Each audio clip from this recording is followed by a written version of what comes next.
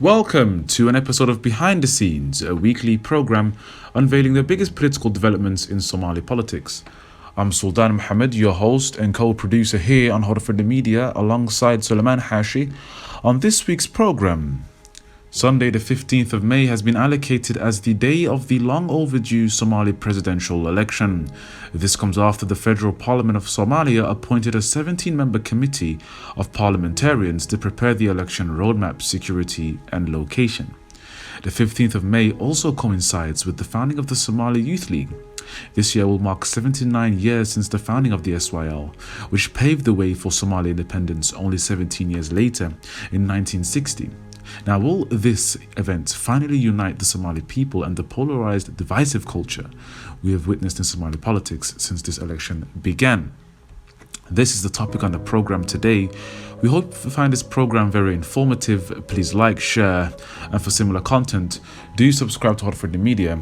Also, do subscribe to Wararka Media Group's second channel, known as Wararka TV, where you can find exclusive programs such as Mahahi Saleh, among others. And last but not least, do follow myself, Sultan Mohammed, Suleiman Hashi, Yassine Abdi, and the wider Wararka Media team on our social media platforms that should appear on the screen any moment now.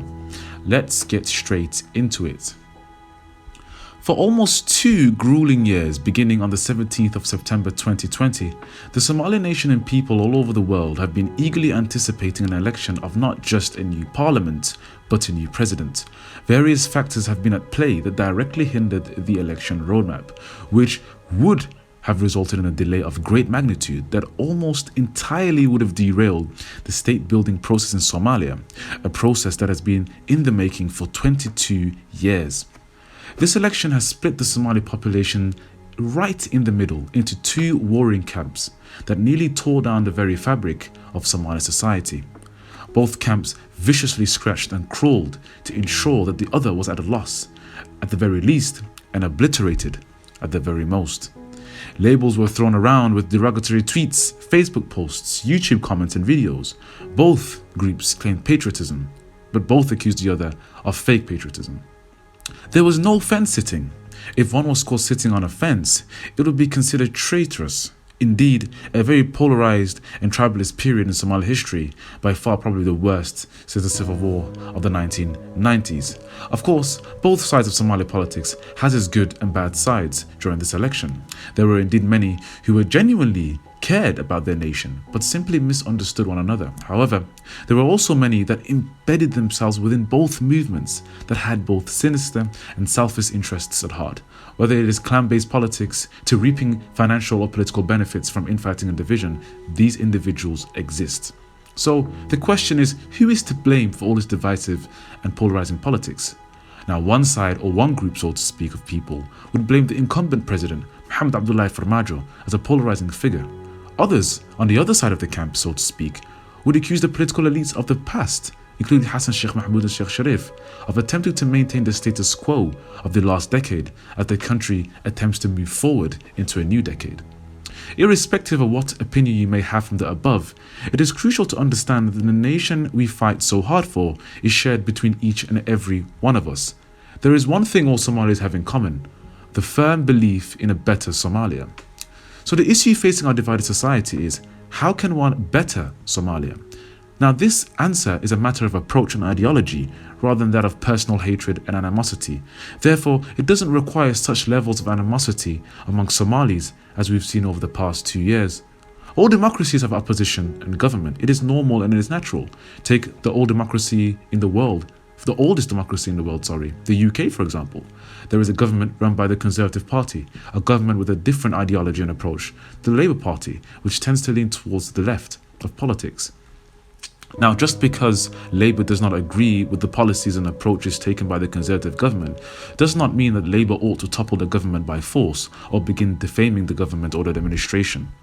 The main problem with Somalis that they continue to face is the differentiation between the individual holding the office and the office or the institution itself. Take, for example, the presidency.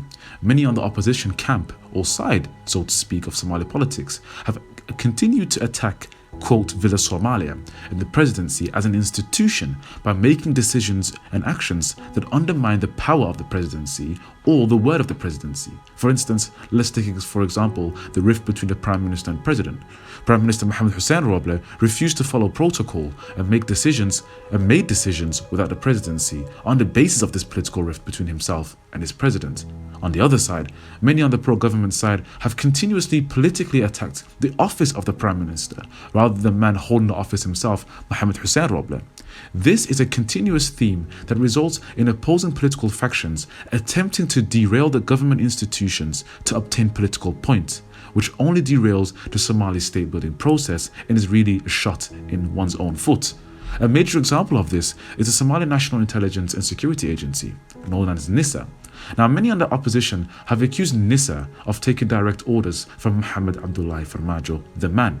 Well, firstly, as the man, Mohamed Abdullahi Farmajo, holds the seat of the presidency and the institution, he is the commander-in-chief of the Somali security forces, including NISA. NISA does not take direct orders from the individual Farmajo, but rather the holder of the presidency, irrespective of who is in office. So when Hassan Sheikh was in office, NISA would take orders from Hassan Sheikh, and so on and so forth. Consequently, to undermine the integrity and the work of NISA as a political point against the incumbent president, for example in this situation we're talking about, is only derailing the work done by the current administration to improve Somalia. However, one cannot simply compare Somalia, of course, to a country like the UK. This is because Somalia and Somalis are relatively new to the concept of democracy. Following independence in 1960, Somalia would only hold 2 elections, both smeared in clan politics, before a coup would put General Siad Barre as the president of Somalia for the next 2 decades under a military junta before the state collapsed by 1991. Somalia would see no official government until 2000, following the Arta Conference, also known as the Somalia National Peace Conference in Djibouti. Between 2000 and 2012, Somalia would hold its national elections in neighboring countries, including Djibouti. These were not ordinary elections, of course. These were indirect elections, as much as today, but a lot less democracy on the appointment of clan elders, among other things, as well as a less number of elders representing each major clan. The first ever time a national, somewhat democratic election happened in Somalia was in 2012, in which Hassan Sheikh Mohamud was elected president of Somalia, and again in 2017 with the election of the current incumbent president, Mohamed Abdullahi Farmajo. 2022 marks the 3rd election in Somalia since March 26, 1969. This year, there is a notable difference in the Somalia elections and its approach. There is a notable professionalism, better quality campaign videos and slogans, the formation of political parties, and even if many might criticize that these parties do not have clear ideologies, it is setting the foundations, however, and the seeds for the growth of more inclusive democratic state in Somalia, with a variety and acceptance of a variety of ideas to benefit our nation. And these signs, however small they may be, and however issues that may underline and exist amongst them, are positive signs. However, Somalia is currently at a crossroad. There is a clash of ideas between one idea, which is a centralized, powerful state, which is supported by people like Mohamed Abdullahi Farmajo or Hassan Ali Khaire, or a weaker centralized government with a more federalist approach where power is more distributed equally among federal states, and this is supported more by people like Hassan Sheikh Mohamud. The decision regarding what kind of Somalia is best lies with the parliamentarians in Federal Parliament of Somalia, and unfortunately will not be with the people of Somalia this year, but we hope it will be the next elections. However, for this current election, I and many other Somalis hope that the MPs and the senators in Parliament choose wisely, fairly, with the greater good of Somalia and its youth at heart. 15th of May coincides with the Somali Youth League Day. The Somali Youth League was founded by 13 young men with a vision of a united and independent Somalia, and they majestically managed to make a dream become a reality only in 17 years, with the Somali people behind them.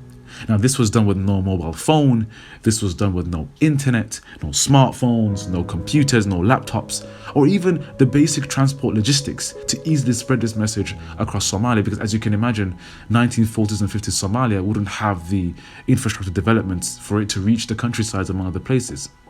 Today, with more than half of the Somali population being below the age of 40, The Somali youth are again at the forefront of the future of Somalia. 79 years later, it is again the Somali youth all over the globe that have been vocal and active over the last few years in seeking a better nation to call their home. Will the 15th of May mark another pivotal moment in Somali history that will be remembered by generations? The answer to that question and the fate of Somalia lies in the hands of our parliamentarians.